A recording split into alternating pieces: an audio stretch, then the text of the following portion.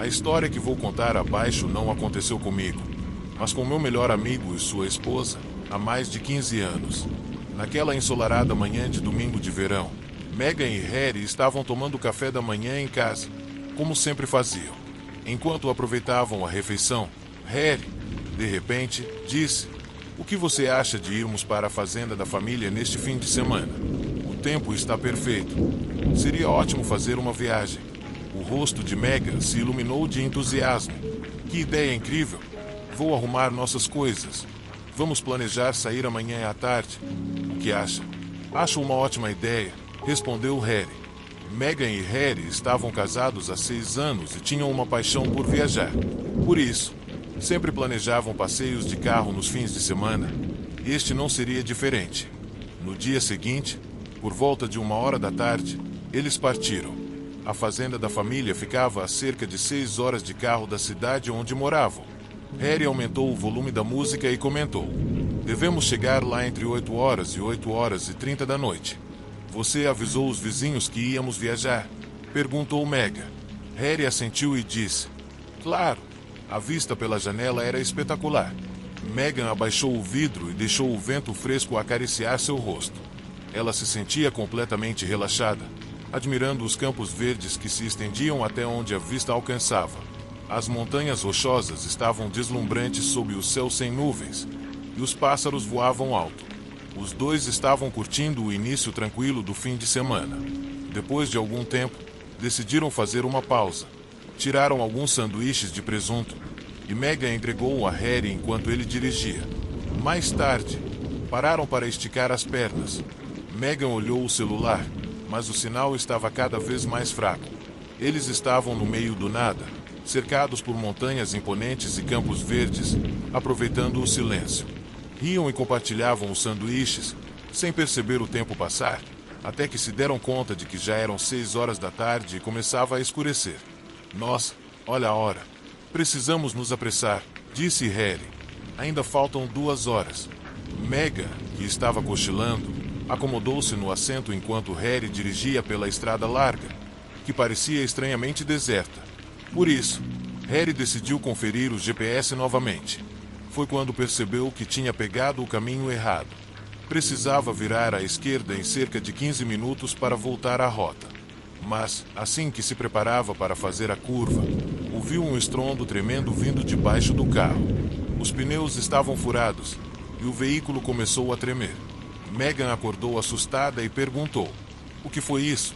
Harry, tentando evitar bater em uma árvore próxima, conseguiu frear bruscamente. O carro derrapou de forma alarmante até parar.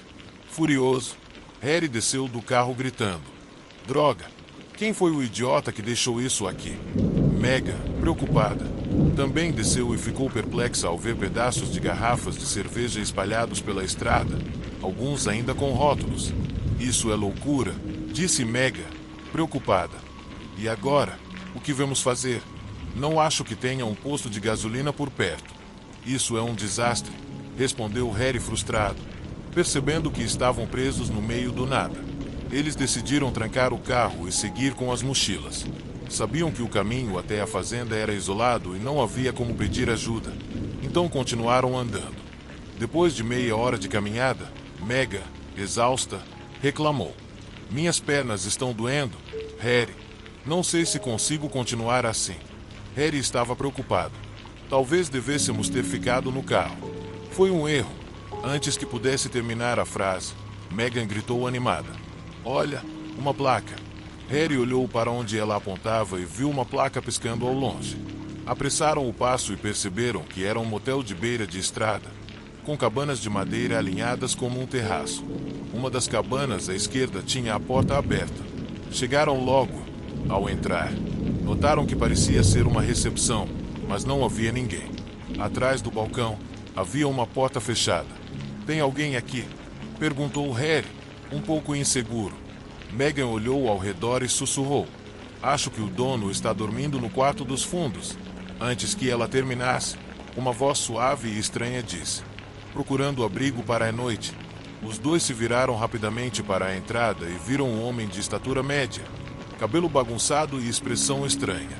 Seus olhos grandes e brilhantes lhe davam um ar ainda mais inquietante. Felizmente, o som emitido pela câmera ao ficar sem bateria salvou Megan e Harry de um destino terrível. Após os policiais levarem o psicopata, investigações posteriores revelaram algo ainda mais chocante. O homem estava ligado a desaparecimentos de viajantes que nunca chegaram ao seu destino. Os corpos que ele mantinha nos tubos de vidro eram, de fato, algumas dessas vítimas, cuidadosamente preservados como parte de um ritual macabro. Megan e Harry ficaram profundamente traumatizados com o que vivenciaram e por anos não conseguiram sequer pensar em pegar a estrada novamente. Contudo, ambos concordaram que estavam vivos graças à intuição de Megan e à coragem de Harry. A história deles virou manchete nos jornais locais, e o motel, que era na verdade uma fachada para os crimes do psicopata, foi demolido. O incidente marcou a comunidade e serviu como um aviso sombrio para os viajantes nunca baixarem a guarda, mesmo em meio à paisagem mais pacífica. Apesar do tempo que passou, Megan e Harry ainda têm pesadelos ocasionais com aquele homem e com os horrores que presenciaram naquela noite. Mas eles se consolam com o fato de terem escapado de um destino que parecia inevitável e de terem conseguido justiça para todas as vítimas que não tiveram a mesma sorte.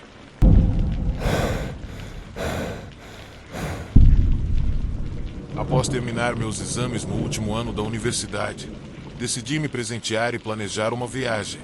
Conheci um guia turístico chamado Hector, que foi muito simpático e me recomendou visitar o México.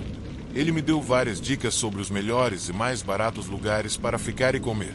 Assim que organizei tudo, arrumei minhas malas e, com toda a empolgação do mundo, parti para o México. Os primeiros dias foram fantásticos. A comida mexicana era deliciosa. As paisagens eram incríveis e conheci pessoas muito legais. Fiz tudo o que podia para aproveitar ao máximo o meu tempo lá. E a verdade é que não poderia ter sido mais divertido. Aquela primeira semana no México se revelou uma das melhores viagens da minha vida. Apesar de não querer ir embora, sabia que precisava voltar logo, pois meu voo de retorno estava próximo. Durante a viagem, mantive contato constante com Hector. Nos tornamos amigos e conversamos sobre várias atividades que eu poderia fazer antes de ir embora. Ele sugeriu que eu não deveria perder a celebração do Dia dos Mortos por nada no mundo, pois era algo realmente único. Para quem não sabe ou nunca assistiu ao filme Viva, a vida é uma festa, Cocô. O Dia dos Mortos é um feriado mexicano celebrado nos dias 1 e 2 de novembro, no qual os mortos são homenageados com desfiles e oferendas. No começo, hesitei em participar do desfile, mas Hector me convenceu, e eu decidi dar uma chance. Fui ao desfile no dia 2 de novembro de 2014, e foi uma experiência incrível e inesquecível. Pude vivenciar a rica cultura mexicana em sua máxima expressão durante a celebração. Além disso, conheci alguns turistas que me convidaram para uma festa nos arredores da cidade. Eles pareciam legais, então aceitei o convite. A festa foi muito divertida e durou até tarde da noite. Mesmo sabendo que deveria ir embora, estava me divertindo tanto que acabei ficando. No final, apenas um pequeno grupo permaneceu depois que a festa terminou. Algumas pessoas estavam montando barracas para passar a noite, mas eu não queria dormir ao ar livre. Então, me despedi e fui em direção à estação de ônibus. Uma garota que conheci na festa perguntou se eu tinha certeza de que não queria ficar com eles, mas respondi educadamente que era melhor eu voltar para o hotel. Quando cheguei à estação de ônibus, vi um homem sentado em um banco. Ele apontou uma lanterna para mim e gritou algo que eu não entendi. Apesar da atitude estranha daquele homem, pensei que poderia esperar, acreditando que os ônibus passariam mais tarde. Depois de algum tempo, percebi que nenhum ônibus iria passar e que o homem na estação estava me deixando nervosa. Decidi tentar pegar um táxi ou algo para me levar de volta ao hotel. Caminhei por um bom tempo, achando que nunca chegaria a lugar nenhum, até que, de repente, vi as luzes de um ônibus se aproximando. Comecei a acenar desesperadamente para chamar sua atenção, e o ônibus foi parando lentamente. Quando parou, o motorista colocou a cabeça para fora da janela, sorrindo de um jeito estranho, e perguntou: "Para onde você vai, senhorita?" Eu respondi que estava indo para o hotel. Mencionei o nome, e ele disse que conhecia o lugar. "É no caminho. Pode subir", disse ele, fazendo um gesto para que eu entrasse. Sinceramente, o homem parecia um pouco estranho, e algo na voz dele não me agradava. Mas imaginei que fosse apenas uma questão cultural, talvez o sotaque dele. Além disso, meu espanhol não era dos melhores, então ignorei aquele primeiro pressentimento, o que foi um grande erro. A iluminação da rua batia diretamente no ônibus, e o homem continuava com a cabeça para fora. Foi então que percebi que ele tinha um olho cego, dentes tortos e um hálito que cheirava a algo podre. O ônibus parecia muito velho, o que achei estranho, porque a maioria dos outros ônibus que eu tinha visto era mais nova. Mais uma vez, meus instintos me diziam para não entrar, mas decidi esperar para ver se outro ônibus aparecia. O homem apenas deu de ombros e disse algo como: "Bem, é você quem sabe. Só estou avisando que o transporte não passa por aqui com frequência a essa hora." Quando ele começou a ligar o motor, muitas coisas passaram pela minha cabeça. Eu sabia que não podia voltar para o hotel a pé. Nem queria retornar para a festa, pois já tinha andado bastante. Aquele era o primeiro ônibus que eu via desde que comecei a caminhar, então talvez ele estivesse certo. Apesar dos alertas na minha cabeça, convenci-me de que estava exagerando. No último instante, antes que ele fosse embora, gritei dizendo que tinha mudado de ideia e que queria subir. Ele finalmente me deixou entrar. Enquanto o ônibus se movia, o homem se virou e perguntou: "Qual é o seu nome, linda?"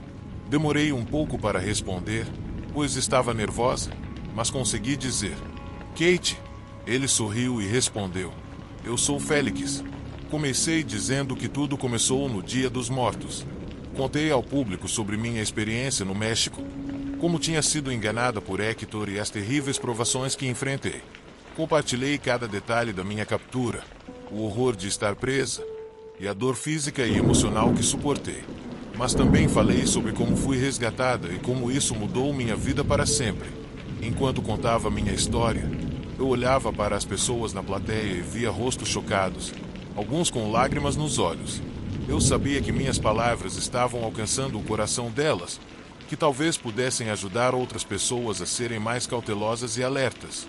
No final do discurso, recebi uma longa salva de palmas. Muitas pessoas vieram até mim depois para agradecer por compartilhar minha experiência. Algumas contaram histórias similares, enquanto outras me disseram que tomariam mais cuidado em viagens no futuro. Embora minha vida nunca volte a ser como antes, decidi que não deixaria o que aconteceu me definir apenas como vítima. Quero ser uma sobrevivente, alguém que luta para ajudar os outros. Hoje, dedico minha vida a conscientizar as pessoas sobre os perigos do tráfico humano.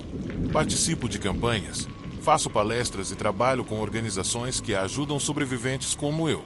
Quero que minha história sirva de alerta, mas também de inspiração para que outros nunca desistam, mesmo nos momentos mais sombrios. Se há algo que aprendi em toda essa experiência, é que a esperança é uma luz poderosa, mesmo nas trevas mais profundas. E, por mais difícil que seja o caminho, sempre há uma chance de recomeçar. Minha jornada começou no Dia dos Mortos, mas hoje sou grata por ter recebido uma nova oportunidade de viver.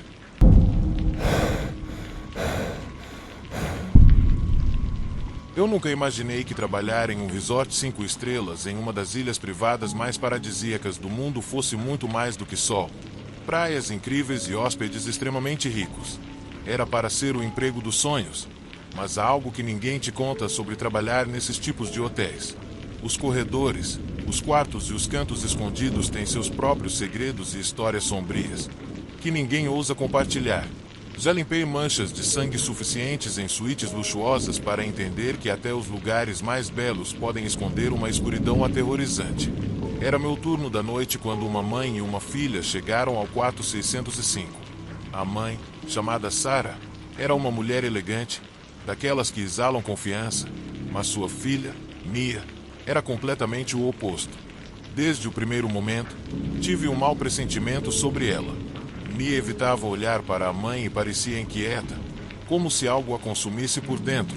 Eu não teria dado muita atenção a ela se não fosse pelo pedido estranho que fizeram naquela noite. Perto da meia-noite, quase no final da minha ronda, vi Mia na recepção acompanhada por um homem estranho. Ele era alto, tinha barba e olhos escuros que transmitiam uma calma inquietante. Seu nome era Abdul, Um sujeito bruto que, segundo Mia, era seu namorado. Notei que estavam conversando discretamente com os recepcionistas, pedindo uma chave extra para o quarto 605, sem que Sarah soubesse. Isso imediatamente me deixou nervoso, mas tentei ignorar a situação. Afinal, hóspedes fazem coisas esquisitas o tempo todo. Na manhã seguinte, era minha vez de limpar o quarto delas. Bati na porta e não houve resposta. Seguindo o protocolo, abri a porta. O que vi foi um verdadeiro caos. Um vaso quebrado, cacos de vidro espalhados pelo chão e um cheiro horrível que quase fez meu café da manhã voltar. Senti um arrepio imediato porque já limpei quartos o suficiente para reconhecer aquele cheiro. Era o cheiro da morte, mesmo camuflado com um perfume caro. Mas eu não estava preparada para o que aconteceria a seguir. No meio do quarto havia uma mala grande, preta, colocada na beira da cama. Algo nela me incomodou profundamente. Então, me aproximei com cuidado, temendo o que poderia encontrar. À medida que chegava mais perto, o cheiro ficava mais intenso e meu coração disparava. Logo notei algo escuro e viscoso escorrendo da mala, e minhas mãos tremiam enquanto eu estendia a mão para o zíper. Antes que eu pudesse tocá-lo, Mia apareceu. Mas ela não parecia a mesma. Seus olhos estavam selvagens e cheios de pânico.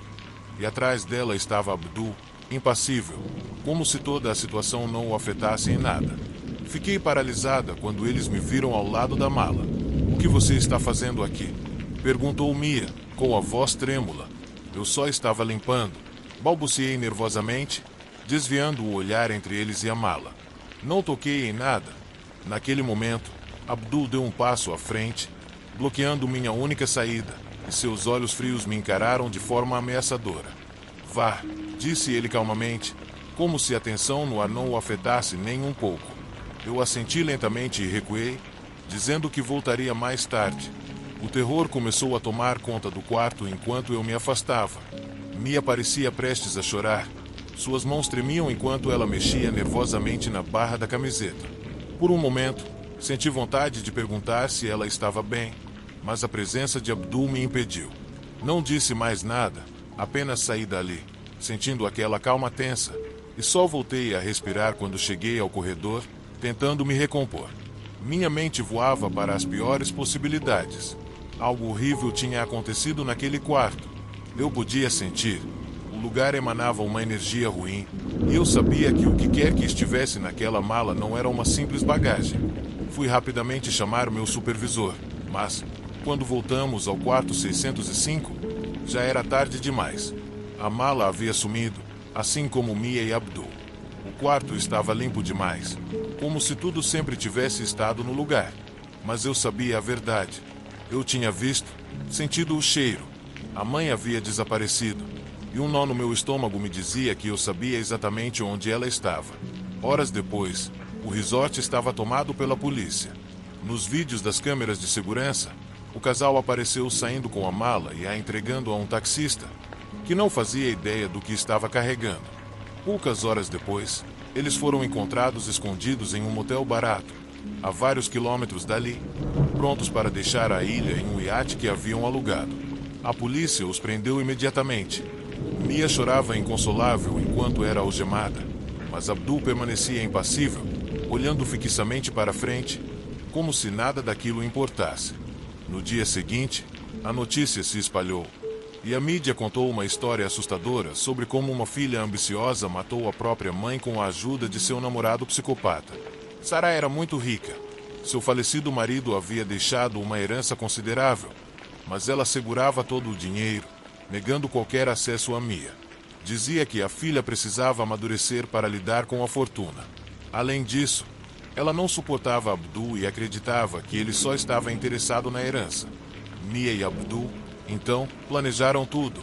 Ela convenceu a mãe a viajar para a ilha sob o pretexto de uma viagem em família, enquanto Abdul a seguiu dias depois. Sarah nunca viu o que estava por vir naquela noite. Eu não consegui dormir depois disso. A imagem da mala e do corpo ensanguentado de Sarah dentro dela me assombrava, como se o peso do que eu quase descobri estivesse esmagando meu peito. Tentei tirar aquilo da cabeça, mas algumas coisas simplesmente não podem ser esquecidas. Os sussurros nos corredores, a brisa fria que parecia passar pelo hotel depois do ocorrido, como se o próprio lugar guardasse sua escuridão. Tudo parecia mais sombrio a partir daquele dia. Anos depois, eu ainda trabalho no mesmo resort. Infelizmente, aquele não foi o único caso trágico e perturbador que aconteceu entre essas paredes. Contarei outras histórias em outro momento, mas toda vez que passo pelo quarto 605, um arrepio percorre minha espinha. É perturbador como um lugar de sonhos pode se transformar em um pesadelo num piscar de olhos. E como é fácil para as pessoas esconderem sua monstruosidade atrás de sorrisos e luxos superficiais. Já limpei muitos quartos desde então, mas o cheiro daquela mala e os olhos frios de Mia e Abdul nunca sairão da minha memória. Às vezes, me pergunto se a ilha também guarda a lembrança daquele terror.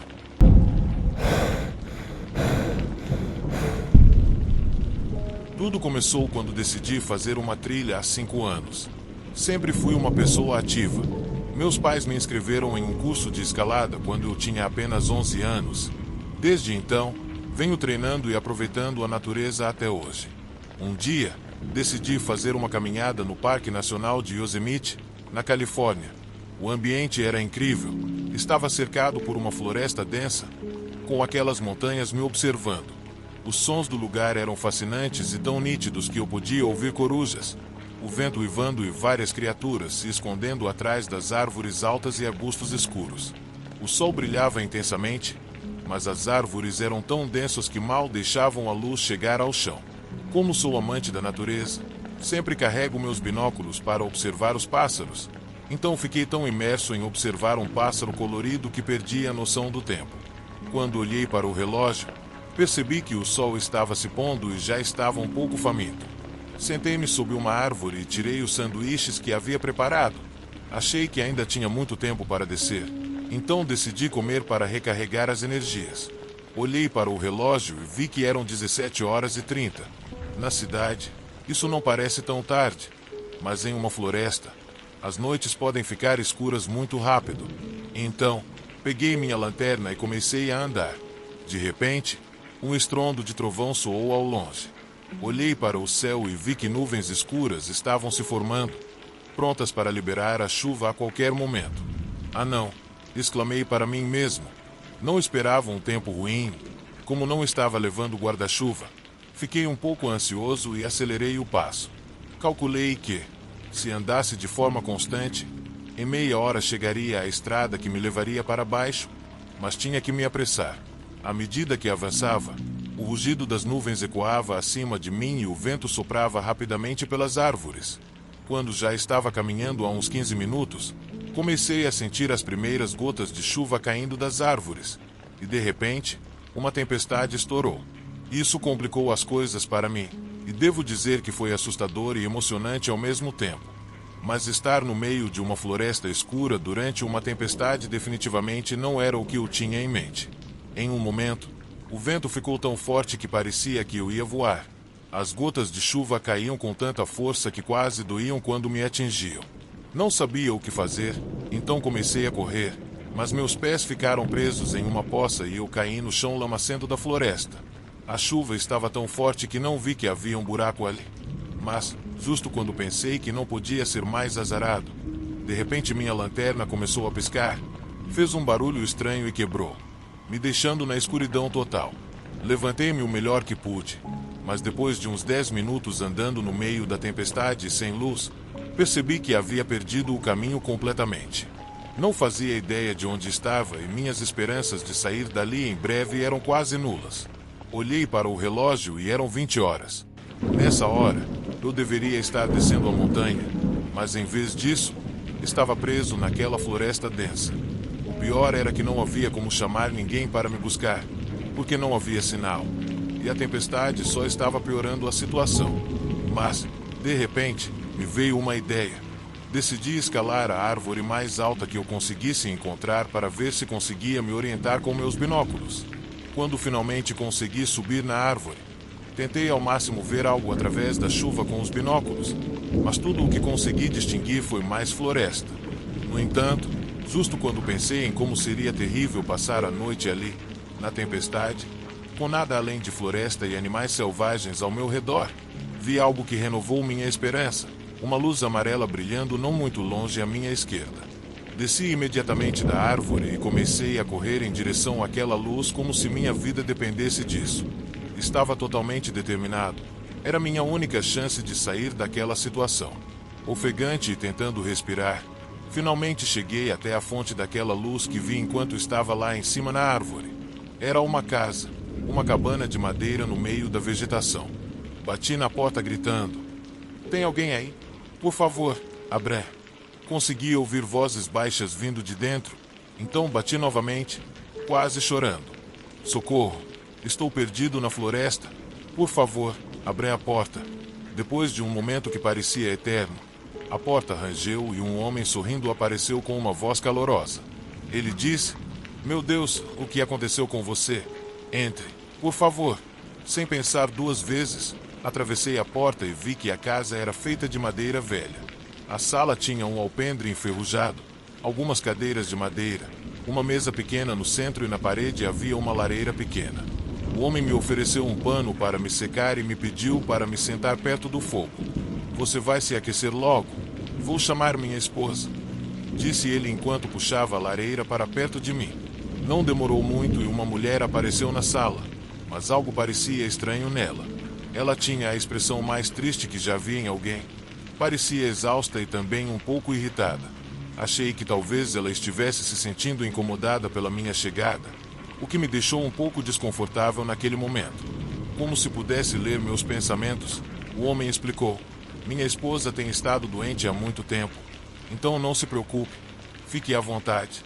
Naquele momento, a mulher sorriu para mim de uma maneira estranha e disse: "Sim, não se preocupe, às vezes eu me perco nos meus pensamentos." Então o homem disse: "Não se preocupe com o meu filho também. Ele é muito travesso e sempre faz birras, então não dê atenção." Até ali eu não tinha visto a criança, mas o que me surpreendeu foi como uma família vivia ali, trancada na floresta. Não vi nenhum carro do lado de fora, então fiquei me perguntando como se viravam. Mas o homem comentou que era comum se perder numa floresta tão densa se você não a conhecesse bem. "Vivemos aqui há bastante tempo já. Nosso filho Ike conhece a floresta melhor do que as corujas e qualquer animal noturno", contou. Eu disse a ele que estava fazendo uma trilha e me perdi em um trovão repentino. A tempestade ainda estava lá fora, e eu podia ouvir o som do vidro da janela sendo atingido pela chuva, acompanhado do assobio do vento. Embora a chuva tivesse diminuído um pouco, o trovão e os relâmpagos ainda estavam fazendo seu espetáculo lá fora. Naquele ponto, a mulher me convidou para jantar, mas eu me senti tão desconfortável por estar invadindo a casa deles que só pedi se eles podiam me arranjar um lugar para dormir naquela noite. "Eu vou embora cedo amanhã. Não se preocupe", disse a eles. O homem e sua esposa sorriram novamente, e ela disse de uma maneira que achei um pouco estranha: "Bem, ainda temos bastante noite pela frente, mas sem dúvida você é nosso convidado." Então, ela olhou para o marido e pediu para me mostrar o quarto de hóspedes. "Vou colocar o Ike para dormir", ela acrescentou. O homem me levou por um corredor estreito até um quarto, abriu a porta e disse: "Durma bem e se lembre de trancar a porta. Nosso filho é muito travesso e dificilmente dorme." Sorri e acenei com a cabeça. Quando ele saiu, eu estava tão exausto que tranquei a porta e me joguei na cama, como uma pedra.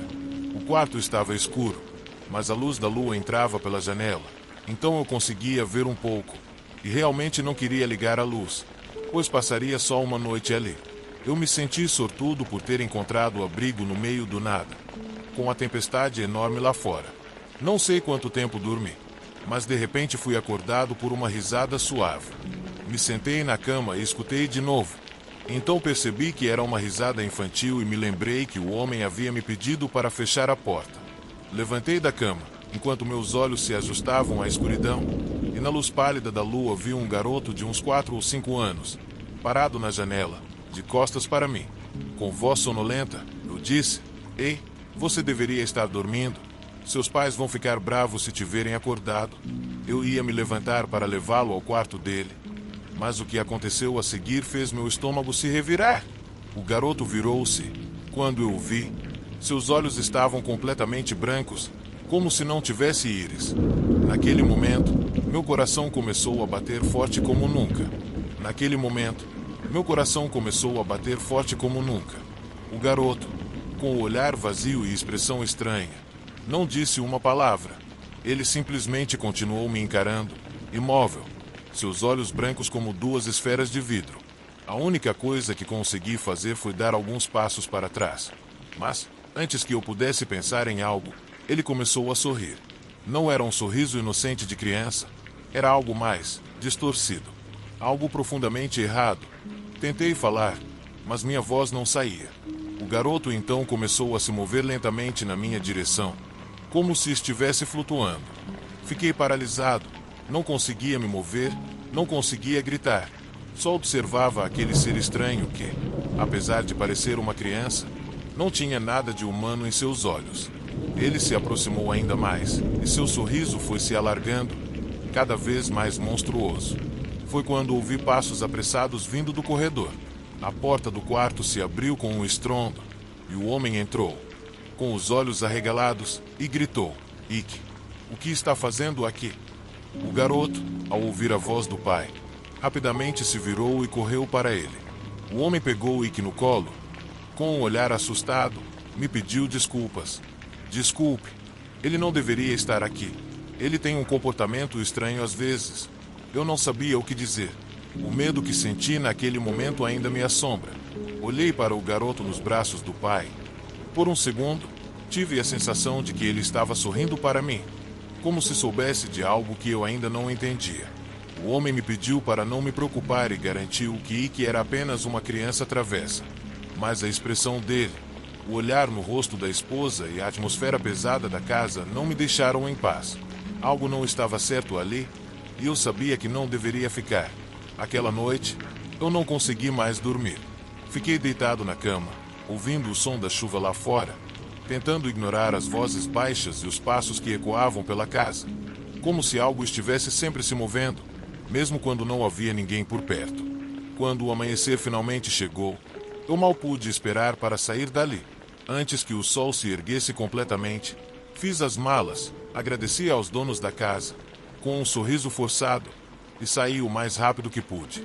O caminho de volta para a trilha parecia mais claro, embora ainda houvesse algo estranho no ar.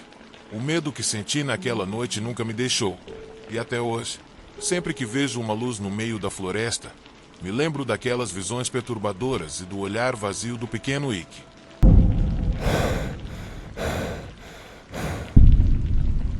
Como qualquer um de vocês, normalmente trabalho em um escritório das 8 horas às 17 horas, mas todo ano tiro um mês para viajar para um lugar novo que tenho em mente. Viajo sozinho como mochileiro há pelo menos um mês todo ano nos últimos 8 anos. Já visitei lugares como Marrocos, Itália, Espanha e México, é claro.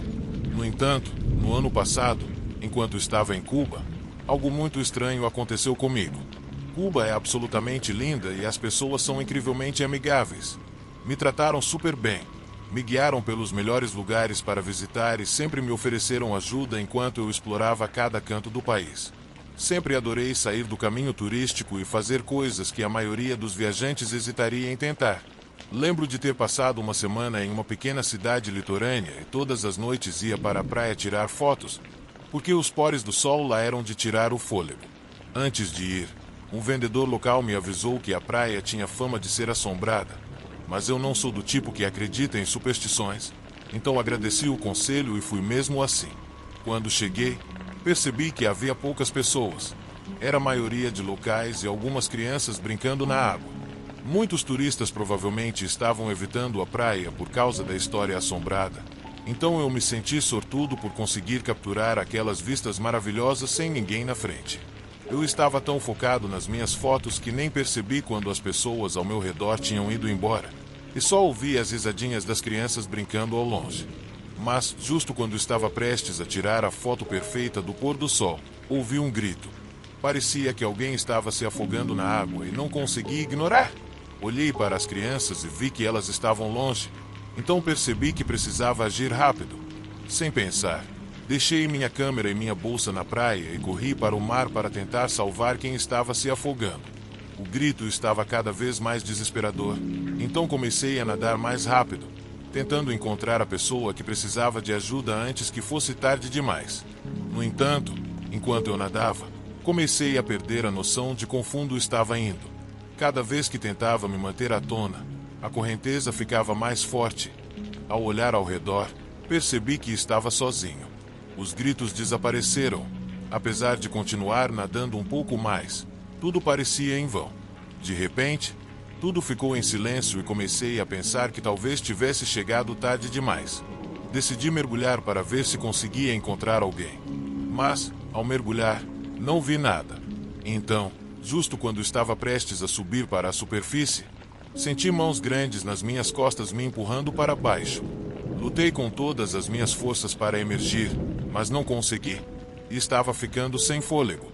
No entanto, justo quando estava prestes a desmaiar, senti as mãos me soltarem e consegui subir para a superfície, esperando ver outra pessoa, mas não havia ninguém. Olhei para a praia e percebi o quanto havia me afastado e fiquei completamente chocado. Eu estava muito longe da costa e não me lembrava de ter ido tão longe. A maré estava bem alta e eu precisava voltar se quisesse sobreviver. Fiquei completamente confuso e desorientado. Se eu estava sozinho na água, quem foi que me empurrou para o fundo? Não queria pensar nisso. A prioridade agora era voltar para a praia. Comecei a nadar novamente, mas o caminho de volta parecia eterno. Embora eu fosse um bom nadador, mal consegui chegar à praia. Felizmente, minha bolsa e câmera estavam a salvo das ondas, onde eu as deixará. E assim que toquei o chão, caí na areia, agradecido por não ter me afogado, mas completamente exausto. Sentei na areia por alguns minutos, ainda respirando profundamente e tentando reunir meus pensamentos. Quando finalmente tive forças, decidi me afastar da praia. No caminho de volta para a pousada, passei pela loja local e o dono só me olhou e sorriu. Eu devia estar com uma cara de quem estava mal, todo molhado, desarrumado e completamente confuso. Até hoje não sei se realmente ouvi alguém pedindo ajuda. E o mais estranho é que nunca soube quem foi que me empurrou para a água. O segundo incidente estranho aconteceu quando fui ao casamento de um amigo em uma cidade pequena na Louisiana.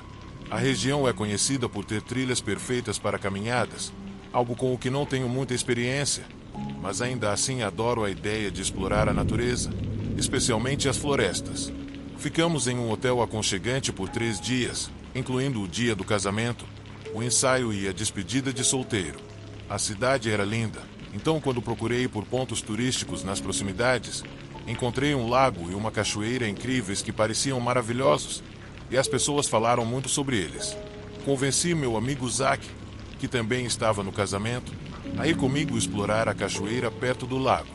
Sendo um bom amante de viagens, meu amigo decidiu me acompanhar na aventura.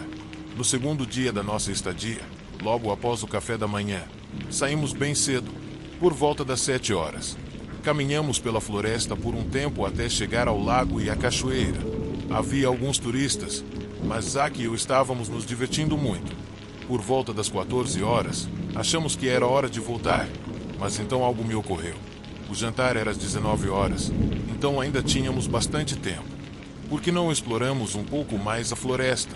Sugeri a Zack, e como ele adora adrenalina, ele concordou instantaneamente. A floresta era densa e vimos muitos pássaros e alguns animais pequenos. Foi ótimo se perder na natureza, mas de repente, quando olhamos para a distância, vimos uma menina pequena sentada em uma pedra.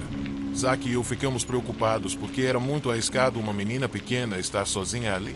Então fomos até ela para tentar descobrir o que estava acontecendo. Oi, qual é o seu nome? Você está perdida? Perguntei. Quando nos aproximamos, ela olhou para nós e disse: eu vim ver a cachoeira com minha mãe, mas me perdi e estou esperando ela aqui.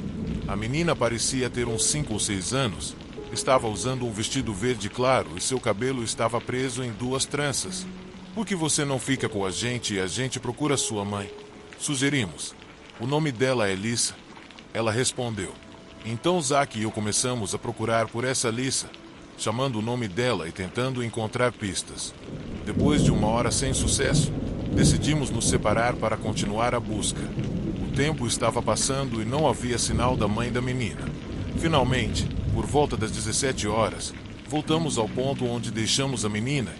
Para nossa surpresa, Ela ainda estava lá, sentada na pedra, pacientemente esperando por nós. Oi, querida. Não conseguimos encontrar sua mãe. Que tal vir com a gente até a polícia? Eles vão te ajudar a procurar ela, dissemos.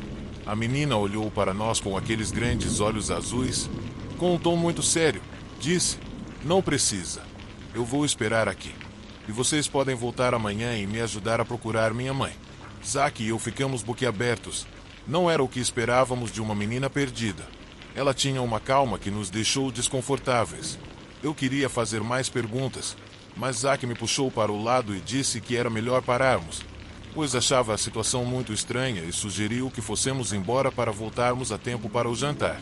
Relutantes, viramos as costas, mas eu não conseguia parar de pensar naquela menina. Naquela noite, depois do jantar, decidi falar com o velho que estava na recepção do hotel, pois ele nos incentivou a explorar a cachoeira. Então, contei tudo o que havia acontecido com a menina. Ele me levou para o escritório dele, me ofereceu um chá e vasculhou uma gaveta. Eu estava um pouco curioso, mas então ele puxou um recorte de jornal antigo e colocou na minha frente. A foto mostrava a mesma menina, mas no jornal ela parecia triste, e o recorte era da década de 1980. Ele me contou que a menina tinha sido abandonada na floresta pela mãe e havia morrido lá de fome e sede. Aparentemente, ela havia ficado sentada na mesma pedra, esperando pela mãe, por dias antes de morrer. Desde então, turistas que passavam pela pedra costumavam dizer que viam a menina. Saí de lá apavorado e confuso. Contei-me para Zack, e ele também sentiu que algo estranho estava acontecendo com aquela menina. Depois do casamento, fui embora da Louisiana. Até hoje, não compartilhei essa história com mais ninguém, só com o zelador, Zack, e agora com vocês.